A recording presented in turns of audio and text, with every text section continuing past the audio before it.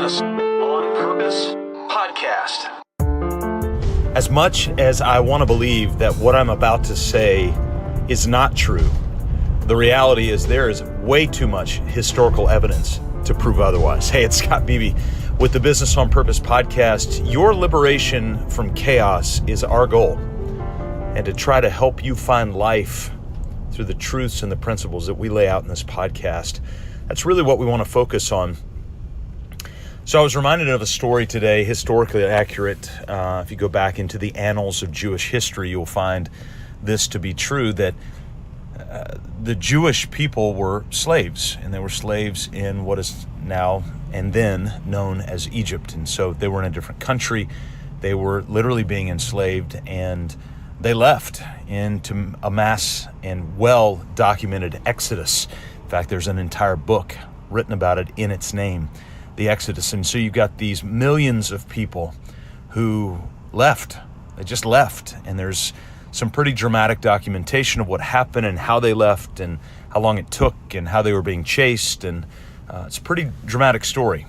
But through that, what's interesting is for them to go from Egypt, the geographical Egypt, to the geographical land that they were headed to, which is the modern, not necessarily the exact borders, but somewhere within the region of where Israel exists today. The most direct path was not the path that they ended up taking. Instead, they were led into and intentionally into the wilderness. For 40 years, they were in the wilderness. This desolate place. Now, there was food provided for. They had a regular portion of meat. They had a regular portion of bread, and quite frankly, just enough of both. And we assume, because the race continued to perpetuate, that they had enough water as well. And so during this time, they were in this very, very dry, very deserted, still deserted to this day, although it's got some modern municipalities and cities that exist within. But the reality was it was wilderness. It was very rugged, and they were there for 40 years. Some of you in business right now, you're feeling what Seth Godin calls the dip. It's this dip, and I was reminded of this yesterday as we've got one heroic small business owner who was square in the dip. Not just in the dip, but is actually still going downhill. What's really frustrating about the dip, as Seth Godin lays out, is that you give increased effort with decreased results. Increased effort with decreased results. And so what that breeds is this incredible frustration internally to think, I'm giving all this effort, I'm giving all of this time, and my results are going down, and there's no end in sight. And so it leads to a little bit of hopelessness. And one of the things that we discussed within the conference room in the midst of the frustration of this small business owner within the dip that they're in was the need for hope. Now, you've heard me say before that hope is not a strategy. You've heard other people say that before, that hope is not a strategy. But it doesn't mean that hope doesn't have any place within the context of a heroic small business owner. In fact, if I'm in the midst of a fog and I don't hope that there's something out beyond that fog, then I'll stop.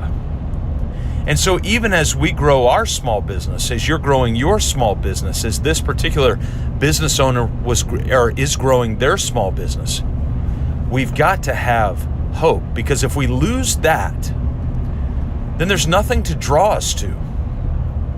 And so the reality is you might be in a wilderness, but why?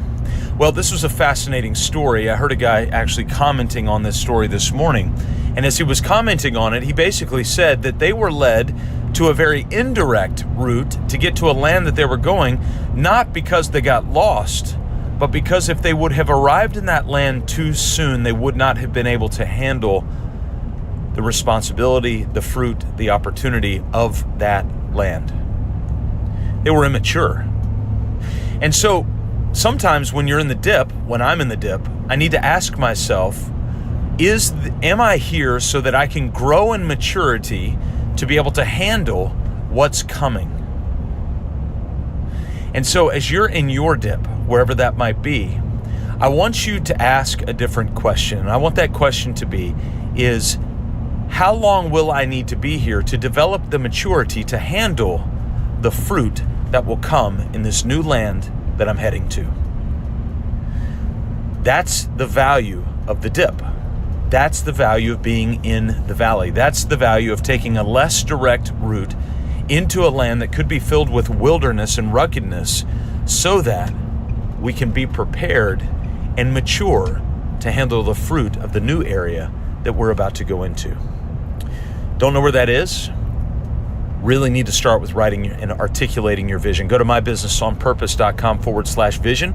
That's our gift to you. We can help you there. Full tutorial, full template, and we're there to help you so that you can write out your vision, so that you can write it down so that others can read it and run. We'll see you next time, right here on the Business on Purpose podcast.